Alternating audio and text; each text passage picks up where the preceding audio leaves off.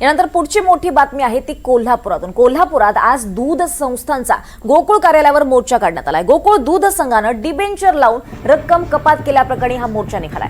दरम्यान पोलिसांनी आंदोलकांवर सौम्य लाठीचार्ज केलाय। दूध संकलक संस्थांचे पैसे कपात करणाऱ्या गोकुळ दूध संघाला जाब विचारण्यासाठी हा जवाबदो मोर्चा निघालाय। गोकुळ दूध संघाच्या संचालिका शौमिका महाडिक यांच्या नेतृत्वाखाली हा मोर्चा सुरू आहे। गाई म्हशींसह दूध संतांचे प्रतिनिधी यामध्ये सहभागी झाले होते।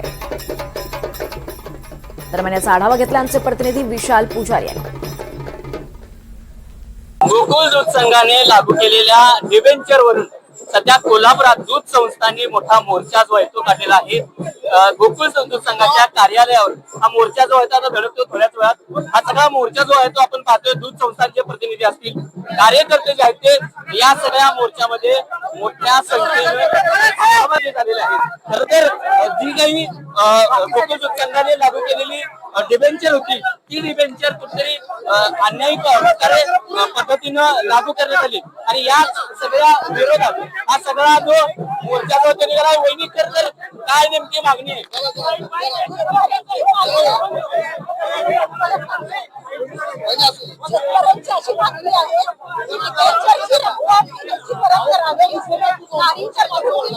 वाढ करून द्यावी, कारण आज शेतकऱ्यांना संस्थांना आणि सभासदांना देण्यासाठी पैसे नाहीये। होण्यासाठी पैसे मागणी आहे। डिबेंचरची रक्कम परत करा, ती 40% कपात केली। गेले 20 वर्षांची कपात होती 10% होत होती। यावर्षी त्यांनी ऐतिहासिक 40% रक्कम कट केलेली आहे। ती परत मागण्यासाठी हा मोर्चा। नक्कीच या मोर्चाने कुठेतरी गोकुळ संघ जो आहे तो जागा होईल असं वाटतंय का? सदबुद्धू जी आहे ती देव अशा पद्धतीची जी भावना आहे ती या व्यक्त करण्यात येते। तर मोठा संख्येने कार्यकर्ते याच्यामध्ये सहभागी झालेले आहेत।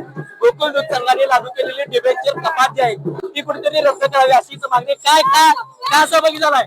40% कपात केली आहे डिबेंचरची। 74 कोटी संघाकडे आता आमच्या दूध संस्थेचे साठलेले पैसे आहेत। काय करणार आहे साहेब? शेतकऱ्यांची दिवाळी ही तुम्ही गोड करायला लागलाय काय? 15% 40% गेलेला आहे। शेतकऱ्यांची दिवाळी गोड करा, नाही तर तुम्हाला सत्तेवर राहायचा काही अधिकार नाही।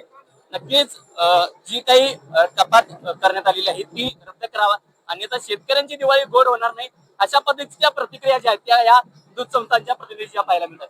विशाल पुजारी, NDTV मराठी, कोल्हापूर।